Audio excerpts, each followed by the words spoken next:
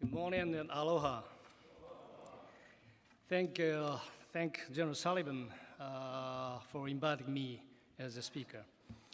And I'm very happy to be here with many old friends, General Brooks and General Bruza and General Bond and General Seals, and also many distinguished guests. And it's my great honor to have an opportunity to deliver my speech as a guest. Japan experienced one of the most disastrous earthquakes on its record 3 years ago. Japanese people will never forget your full assistance that Japan received from abroad. And on behalf of Japanese people, I'd like to express my sincere gratitude once again. Today, let me deliver my speech about current Japan-United States bilateral cooperation in HADL activities and the way ahead of effort hereafter. Next slide. This is the contents of my speech. Let me explain about Japan's new defense program guideline as an introduction. Second, Japan-US cooperation in HADL. Third, what was great progress in Operation Tomodachi? And then, what happened after Operation Tomodachi? Lastly, I'd like to introduce Japan Ground Self-Defense Forces approach toward future Japan-US cooperation in HADL. Before the main subject, let me explain Japan's effort towards future. NSS, the National Security Strategy, and NDPG, National Defense Program Guideline 2013, were approved by the Japanese cabinet last December. In the NSS, Japan sets proactive contribution to peace based on the principle of international cooperation as a fundamental principle, and there are 3 strategic objectives stated. In order to achieve these objectives, Japan has 6 approaches, which are shown on the slide. Based on the NSS, the NDPG 2013 states that first, Japan will develop a dynamic joint defense force in order to expand and strengthen its capabilities. As one of the roles played by Defense Force, we will make efforts for stabilities of the Asia-Pacific and improvement of global security environment, and proactively promote international peace cooperation activities, including HADL. Today, I'd like to focus my speech on HADL, which is one of the fields the Japan Ground Self-Defense Force, JGSDF, is currently making proactive efforts.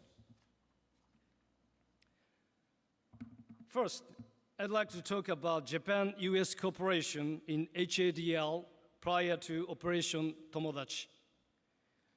Japan Self-Defense Force, JSDF, dispatched its first disaster relief team in 1998 in response to hurricane damage in Honduras. During the operation, the JSDF utilized the US bases for air transportation of the equipment. This record indicates Japan and the US conducted indirect cooperation by providing use of US facilities. For the earthquake disaster in Haiti in 2010, Japan dispatched the disaster relief team. During its activities, an incident was reported that JSDF C-130 transported 34 affected US citizens. This example tells us it can be said that Japan and the US cooperated directly on site. However, all of this Japan-US cooperation was conducted in an ad hoc manner. Major turning point was Operation Tomodachi for the Great East Japan earthquake in March 2011. Although Japan and the United States conducted first ever bilateral operation, it generated great momentum of further cooperation in HADL fields, and it brought a number of progress. One of the most notable progresses was the development of the Japan-US bilateral response procedures, which realized further practical and pre-planned cooperation in HADL in Japan. Especially for the expected Nankai Trough earthquake, the JGSDF has drawn up a new Nankai Trough response plan. This new plan clearly states on establishing a bilateral coordination center and use of coordination mechanism. By progress in such areas, Japan-US cooperation, which was compared to navigation without a chart at the beginning of Operation Tomodachi, turned into navigation with a clear and precise chart, even in peacetime.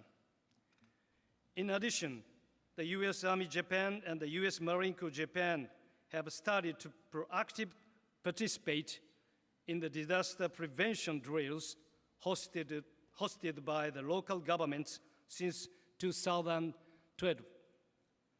As these examples show, through the result of Operation Tomodachi, Japan-US cooperation over HADL operation in the past has been transformed from indirect or ad hoc process into pre-planned process to achieve more specific and more effective cooperation in response to disasters in Japan. I'd like to talk about the main features of response to Typhoon Haiyan in Philippines. Example of the features of this operation are the case of applying the AUSA, Acquisition and Cross-Servicing Agreement, for the first time in international disaster relief activities and utilizing human network in multilateral coordination from the peacetime. The AUSA was conducted between Japan and the US in 1996. However, there are no clear regulations on international disaster relief activities. For this reason, the Japan Ministry of Defense revised the Self-Defense Force Law in 2012, which enabled acquisition and cross-servicing of support, supplies and services during international disaster relief activities. By doing so, US Air Force was able to provide liquid oxygen to JSDF C-130s 3 times by applying the Japan-US AUSA for the first time in history. And also, a multilateral coordination center was established in the Philippine Armed Forces camp, where liaison officers were dispatched from 13 countries. At the coordination center, respective liaison officers share the information on their countries, relief activities, and so on. In fact, in this multilateral coordination center, liaison officers from some countries, including Japan and the US, were the participants of MCAP, multinational cooperation programs in the Asia Pacific, which had been hosted by JGSDF annually. In addition, the multilateral coordination mechanism and templates developed through the heated discussions at MCAP were already shared by those liaison officers so that Japan could serve as a driving force of the multilateral coordination center's management. As I explained so far, the Japan-US bilateral cooperative relationship in the HADL had remained at a rather ad hoc form of indirect cooperation. However, it gradually advanced into more direct cooperation, and through the experience of Operation Tomodachi, which was the largest bilateral operation between Japan and the US, Japan came to realize the need to set our direction to the pursuit of pre-planned, concrete, and effective bilateral cooperation for dealing with disasters in Japan. And then, through the experience of recent activities in Philippines, I could say that Japan is moving closer to cooperation in HADL with the US, not only within Japan, but also in the Asia-Pacific region. It means that Japan and the US have a wide range of opportunities for cooperation from peacetime to disaster response. In order to expand Japan-US bilateral cooperation, nurtured in HADL for the further stability of the Asia-Pacific region as an example of development processes of bilateral cooperation after Operation Tomodachi proves, Japan and the US firstly must do what they can in peacetime steadily and firmly, making rules in HADL and conducting training and exercises based on these rules are things which should be covered in peacetime. Based on these ideas, enhancing the cooperation within the multilateral cooperation frameworks like ALF, ASEAN Regional Forum, and ADMM Plus, ASEAN Defense Minister Meeting Plus in the Asia-Pacific region is very effective in terms of shaping regional order under normal circumstances. For the sake, it is very important to promote from peacetime concrete efforts at the military level, including this LANPAC, even in peacetime. ADMA Plus, established in 2010, and the Japan Ministry of Defense has continually worked together. And starting from April 2014, Japan will co-chair the HADL expert working group with Lao People's Democratic Republic. It is a matter of fact that there are multilateral cooperation frameworks led by militaries in the Asia-Pacific region. However, all these frameworks are taking initiative in their respective regions. Those multilateral frameworks led by military organizations are aimed at setting up rules among participating countries on a voluntary basis. However, the ADMM Plus is a meeting by defense ministers so that it is possible that to set rules with a certain level of obligation among member states. Japan and the US currently have possibilities to mutually cooperate in shaping a regional order within this relatively new framework of ADMM Plus, and there is a great significance in this cooperation.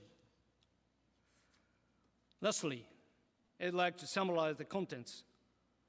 The JGSDF and the US Army have been making ever greater further efforts to deepen bilateral cooperation to achieve peace and stability in the Asia-Pacific region through a variety of strategic discussions, such as a senior-level seminar among JGSDF, USAPAC, MAFPAC, and Australian Army. In the future, it will be desirable to advance beyond bilateral cooperation, but I'd like to develop and deepen JGSDF efforts to make international rules in the ADMM Plus while expanding its effort being made among multilateral forces. This LANPAC is much valuable as a series of multilateral efforts in military level. Thank you all for your attention.